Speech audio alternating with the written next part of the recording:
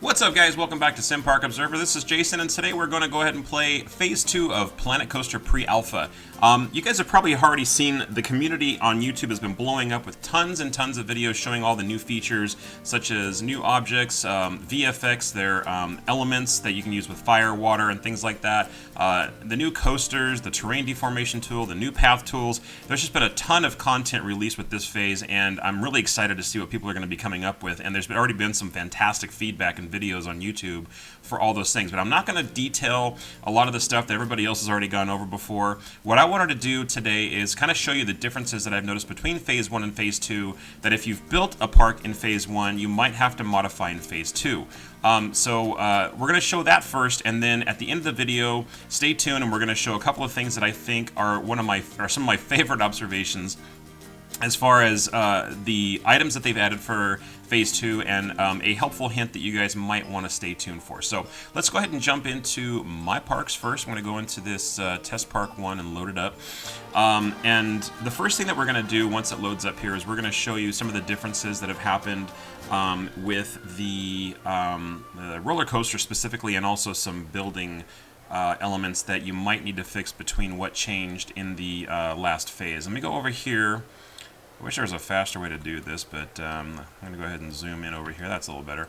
All right, so you can see here that I've got this coaster station already built around this roller coaster that I've done. And one of the things you're going to notice is that any coaster that you've created in Phase 1 is now going to be all white. And that's because they've actually added the ability to change the colors yourself. And rather than keeping the previous colors, they've changed everything all to white, so you can just customize it the way that you want to.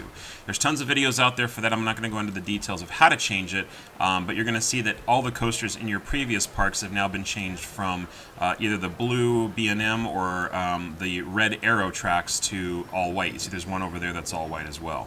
So anyway, on to the building that I'm going to show you over here. These roof pieces used to have wall pieces already included with them, but now they are completely separate. The roof pieces and the triangular wall pieces are separate. So any place that you've actually had a building where you've used these pieces in the past are going to have these gaps in the middle. And all you're going to have to do in order to replace them is just click on your building, go over here to the Edit Building mode, and then go down here to the walls section and scroll down to the triangular roof or wall pieces that you need. In this case, I believe this is what I need here, the stucco wall shallow slope.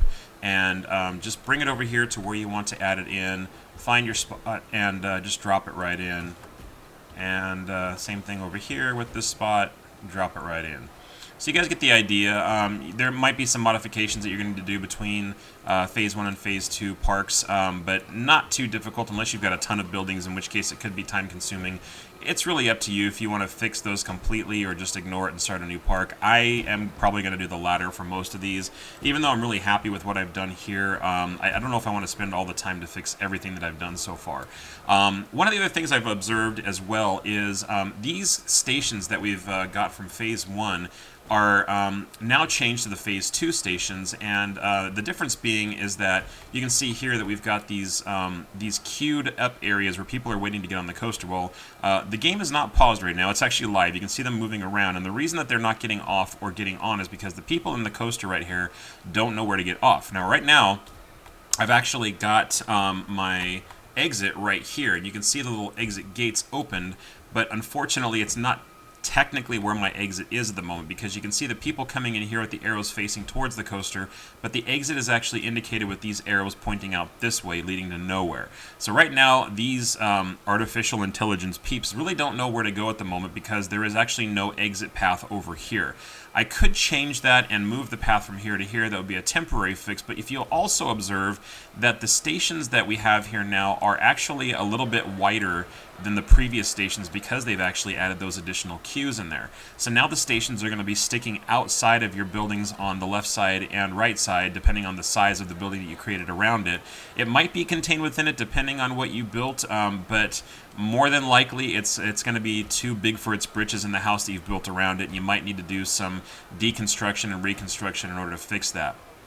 Me personally, I don't know if I really want to spend all of that time doing that. It's going to be a lot of work. I mean, because I not only have to deconstruct and reconstruct the building, but I'd also have to redo all the elements and paths that I've created around it. And I just don't know if I want to spend the time doing that.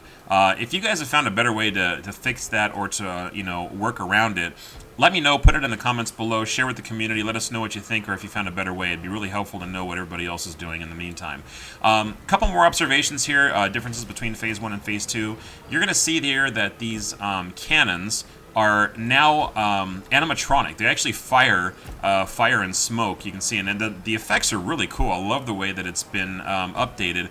But the one thing that I've observed is that the items here, specifically this cannon right here, I actually had facing the complete opposite direction, sort of pointing towards the middle beam here. And these lanterns that I have here, here, and here, and elsewhere around the park are now laying flat.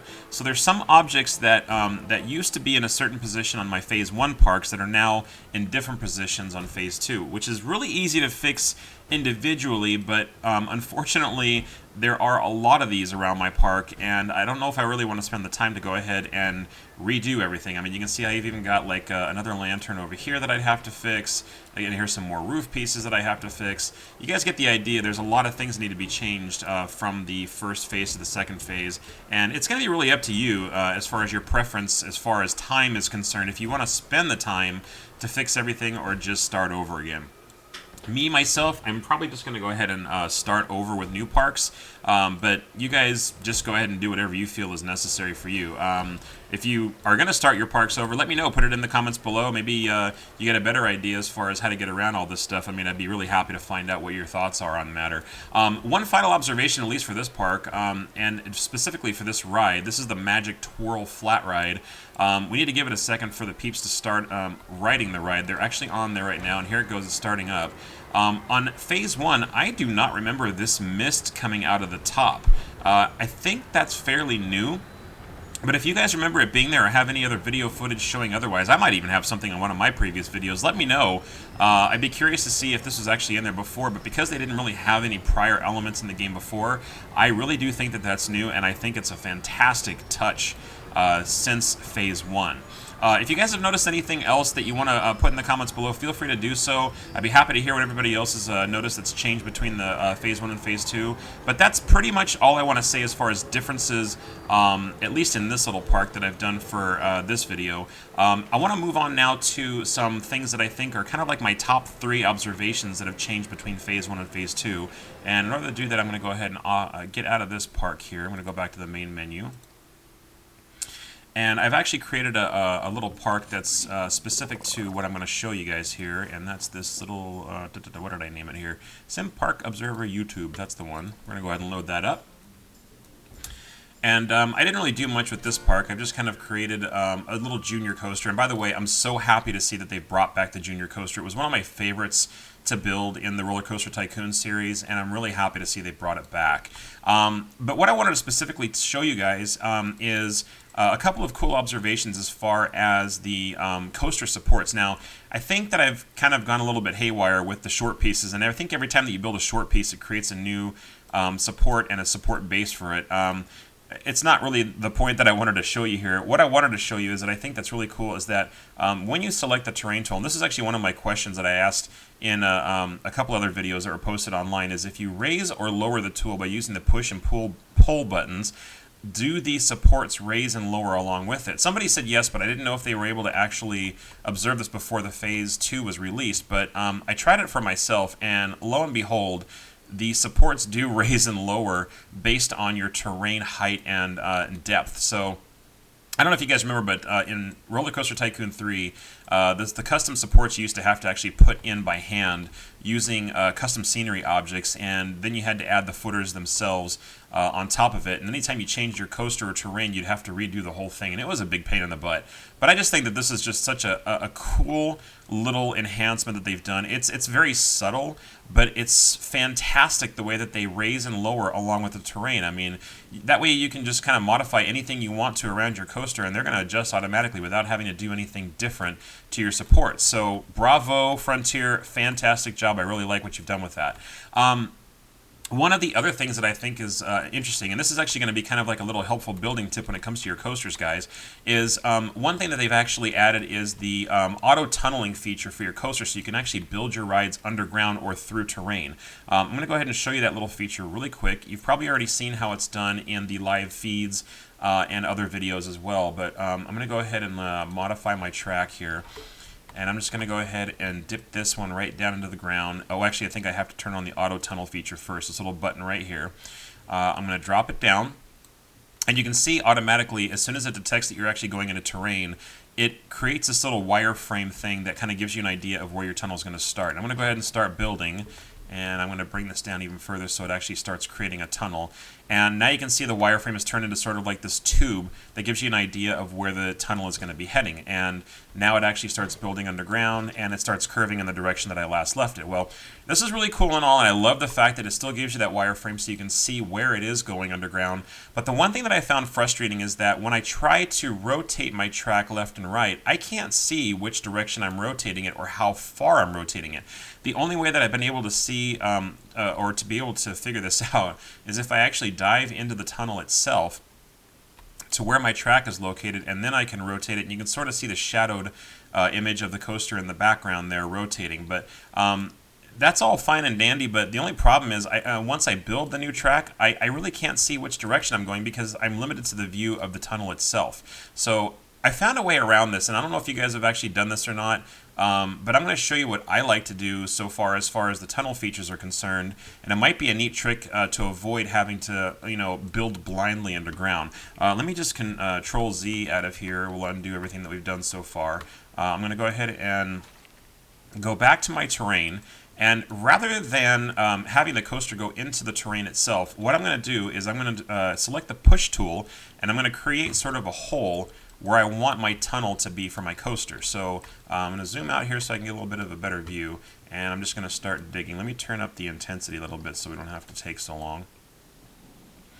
And let's just say that this is the area that I want my tunnel to go, and I want it to kind of curve out here and end up popping up out of here. You can make it as big or small as you want to, because with these terrain editing tools, I mean, the functionality is so super easy, and you can make it go back to the way it was, no problem. But just to give you an idea, this is probably what I'm going to do, and that's the area that I want my tunnel to be for my coaster track. So let me jump out of the terrain editing tools here. I'm going to go back and modify my track, and I'm going to go ahead and drag it down. And this is kind of about where we were going before. And I'm going to go ahead and raise it back up. This is just going to be sort of like a little surprise element for the people that are riding the ride. And let's just say that's where I want it to go. That's pretty accurate. I might have wanted to go a little bit deeper there, but I think for now that's probably good enough. I'm going to build one more piece before I close out my coaster. Okay, so now that I've got my track built sort of like below the surface level, all I have to do is go back into my terrain tools and pick the pull tool and raise the track, or raise the ground back up. Now you're going to see it actually does raise up the track. Oh, sorry, I need to push that down a little bit. I didn't mean to bring it up that high. It actually pulls up the land kind of like around the sides of the track right here. I'm going to go ahead and drag it up a little slower to kind of give you an idea of the fact that it sort of ignores the fact that the track is there, and it pulls everything around. Actually, it doesn't ignore it. It actually views it as an obstruction, and it builds around it, which is pretty cool. But the cool thing about this, and the trick that I wanted to show you guys, that if you keep pulling it up, you'll see eventually that it actually starts, I'm really doing this in a bad way, it starts building the terrain around your track again. In essence, creating the tunnel that we were hoping for before, but now we have the ability to, of course, be able to see where that tunnel is, or where the track is, and I'm really sorry about this, guys. This is kind of not what I wanted to show you. Let me push this back down here to kind of, there we go. Maybe I should turn down my intensity a little bit. There we go. Now you can see it's just sort of like forming around the track, and you can just sort of build that tunnel directly around the track that you wanted and just sculpt it as you go, rather than having to build your coaster and sculpt the tunnel blindly underground. I'm going to go ahead and continue this over here, and you can see how it just sort of pulls it up and around. I really Probably should have turned this up a little bit more. Let me go ahead and do it like that and see how that works. There, that's better. Okay, now you can see it working. There we go. So you guys get the idea that rather than having to dig the track underground and trying to figure out where the direction is going, you can actually just dig that hole and then build the terrain up around it and then just sort of fill in the gaps later on as you see fit. And then of course there are the other options to sort of push things back down and resculpt the land as you want to. You can even use the smooth tool to sort of flatten things back out again. And now you've got a fun little tunnel there for your mini coaster. So anyway, I hope that's helpful for you guys if you haven't already figured that out. I thought that was a neat way to do it. It's not just limited to digging holes, obviously. You can just pull the track up around, or pull the ground up around any part of your track, and it will build everything directly around it. Whether it's, you know, in a hole or not in a hole. This will make for some great recreations, like say Big Thunder Mountain at Disneyland, or even like the Matterhorn. I mean, I think some people are going to come up with some fantastic ideas for, you know, mountain rides that will just build right around it, and they can sculpt and form the rock formations and the hills around it the way that they see fit, and make it look just like real rides in real parks. So anyway, that's all I got for that one, guys. One final thing that I wanted to show you, I've got created over here in this area. Is these new VFX. These are new elements they've added to the park that you can actually add to pretty much anything you want to. You can put it next to a ride, you can put it in an object, or you can just have it just sort of sticking on a little platform here like I've shown you. There's several different items. There's bubbles, there's confetti, there's flame, there's electrical grids, which I'm not showing here, because I wanted to show you guys the ones that are actually more affected by gravity, because all the videos that I've seen so far have only shown these shooting straight up. I've seen people incorporate them with statues, and I didn't really know how they behaved when they were turned in different directions, but I wanted to show you that here today because the bubbles actually do behave, and I think everything behaves with real gravity. So I'm going to go ahead and select this bubbles object here, and I'm going to go ahead and move it. And when I align it to the surface, you can see I can go ahead and place it right here on the wall. And I had thought that, oh, maybe for some reason the bubbles will still, like keep going up, but they actually do shoot out, and then they start falling with the natural flow of gravity. And then you can do the same thing with the confetti. You can select that, move that, stick it on the wall up here, and they will spit out of there, and they will start falling with gravity as well. Now the awesome thing, I mean, obviously every single one of these things does the same thing, and I love the flamethrower here. This one's one of my favorites. You can go ahead and stick that on the wall, and because fire is hot, obviously it's not going to fall down, it's going to start going up, but it starts burning outwards and goes up at the same time, and even has sort of like that dissipating effect where it just sort of blows outward and upward. So I mean, really super cool. Smoke does the same thing. I mean, you guys get the idea, obviously. Any place you place it, it's going to start going out and up depending on what type of element is, except for the water. And the water is the cool thing, which I think people are going to be very creative about, because there's really not a lot of fountain options right now, but you can use this to create fountain options by just placing it on a wall and having it dump into like a little round fountain pool. Those are available. You can see that there's one I got right over here. In fact, let me go ahead and just grab that again. And I'm going to move it over here. Whoa. Love the undo key. Looks like I attached that as part of my building, so I got to go now move that individually as part of the building. Okay, so there we go.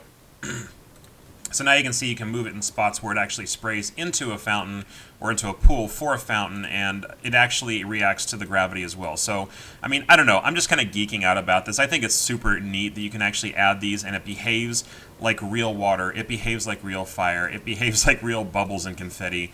Just something that I think is just super awesome, and one of the best updates they've actually made for this Phase 2 on the Alpha. So that's about all I got for this video, guys. I hope you've enjoyed it. If you've liked this video, please click the like button, and if you haven't done so already, please subscribe to my channel. I really appreciate the support everybody's been giving me so far. Until next time, guys, happy building, and keep it loopy.